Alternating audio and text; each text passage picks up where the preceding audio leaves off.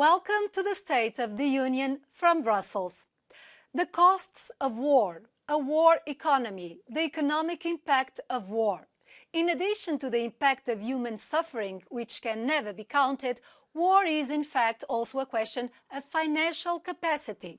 Since the Russian invasion 2 years ago, the EU and its member states have supported Ukraine with almost 88 billion euros, according to figures from last January.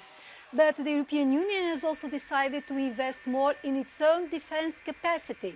Some propose issuing common debt, others advocate using windfall profits from immobilized Russian assets. The Leaders' Summit in Brussels this week revolved a lot about how to get the necessary resources.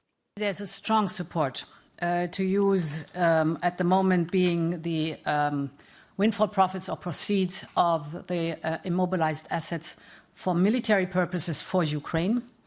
And I told the leaders that if we are swift now in concluding the proposal, we could disburse the first billion on the 1st of July already.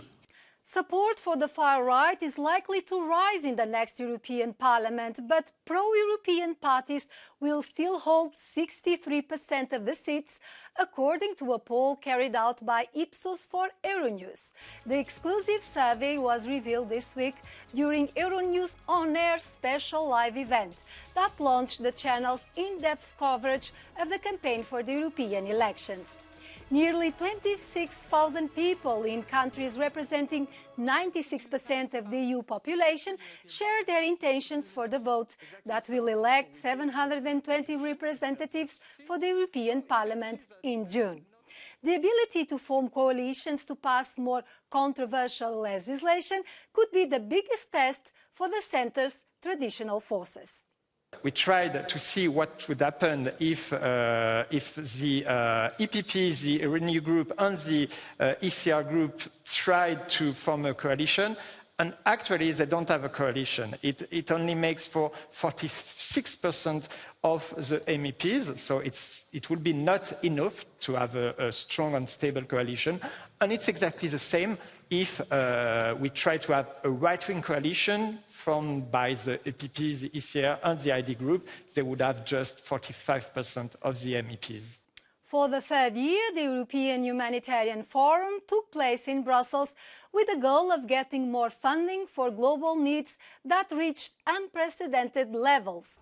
The European Union member states, together with the European Commission, announced pledges over 7 billion euros.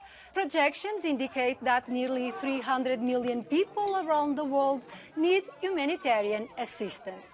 Several United Nations agencies sent their representatives, and I spoke with Natalia Kanem, Executive Director of the United Nations Population Fund.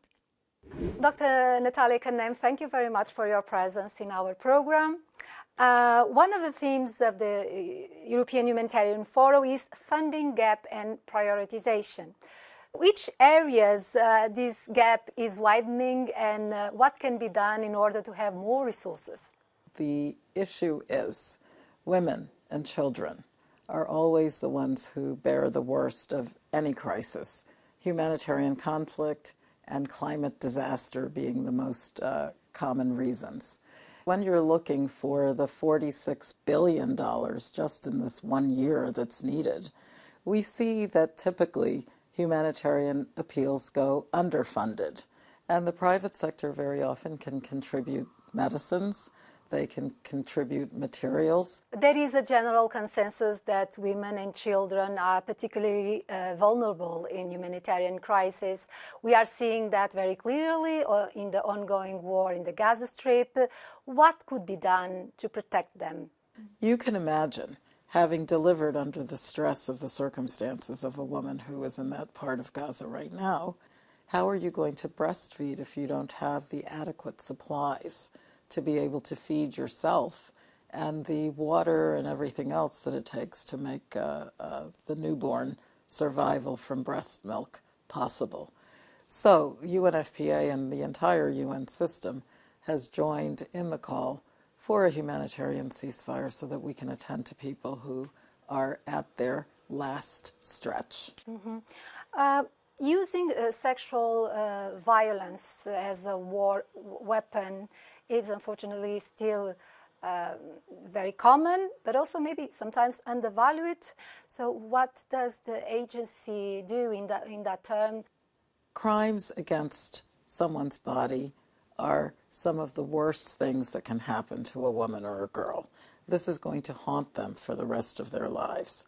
So UNFPA is on the scene with the responsibility, first and foremost, to prevent, to help women, for example, with lighting, if they have to go to the latrine at night in a camp, for example.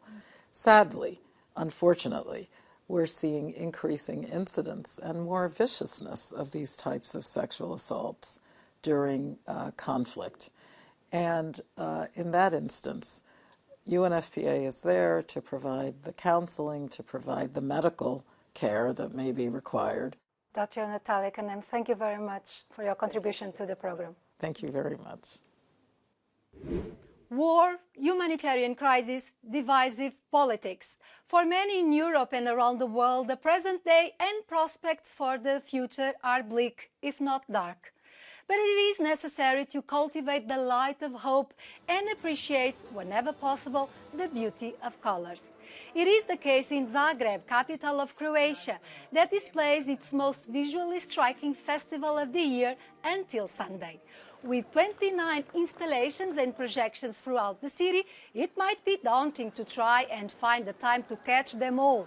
And beware that they will be shut off for 15 minutes at 8:30 p.m. on March 23 to mark Earth Hour.